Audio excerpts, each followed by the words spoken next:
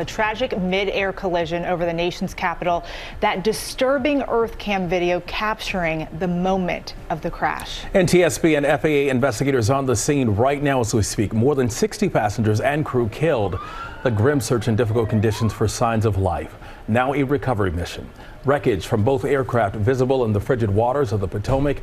That American Airlines flight from Wichita was getting ready to land at Reagan National Airport at about 9 o'clock last night. An Army Black Hawk helicopter, apparently on a routine training mission, colliding with a passenger jet.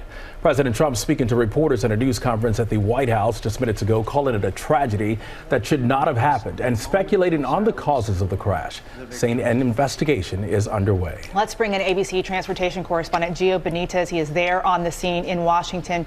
Gio, what's the latest? Eva DeMarco, I mean, this is such a tragedy, and this is something where not even any expert that we've spoken to ever imagined seeing happening here over the skies in America, certainly not over the skies of our nation's capital.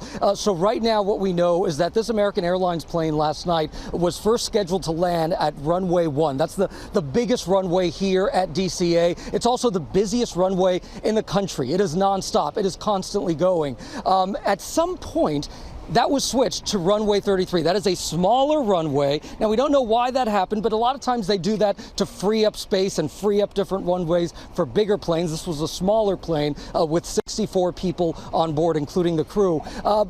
This is also very routine. This happens all the time. They're constantly switching. That would have been heard on air traffic control audio. That's when the Black Hawk helicopter comes into play here at 350 feet. So we're talking about basically the same altitude as the plane. The Black Hawk helicopter should have actually been at 200 feet or below. This was at 350 with the plane. And for some reason, you almost see the Black Hawk heading toward the plane. At one point, air traffic control says to the Black Hawk pilot, "Do you see the plane?" And the Black Hawk pilot confirmed seeing the plane, or at least a plane. And that's why we just don't know what happened, because was there any confusion about which plane the pilot was looking at? Was there any confusion just based on the night sky?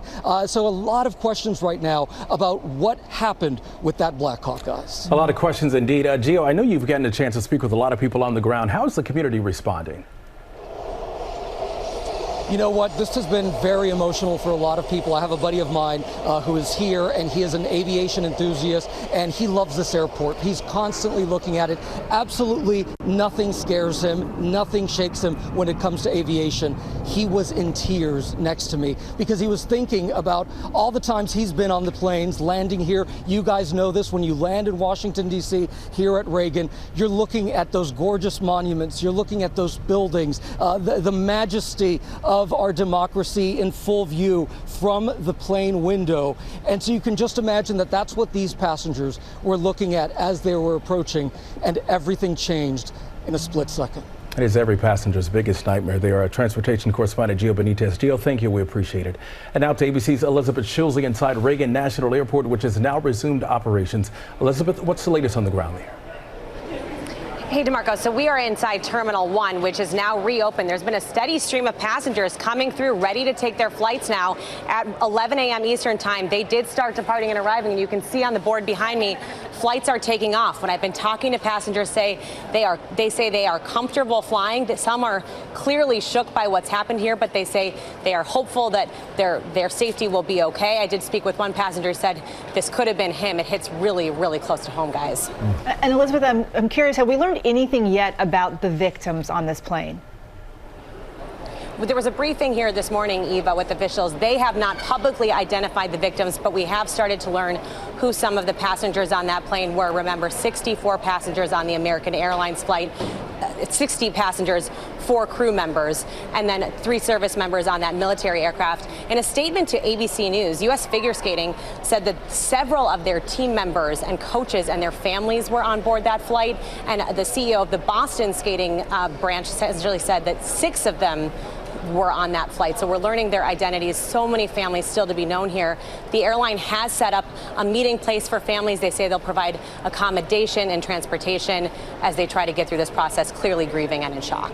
Elizabeth Schulze there at Reagan National. Elizabeth, thank you.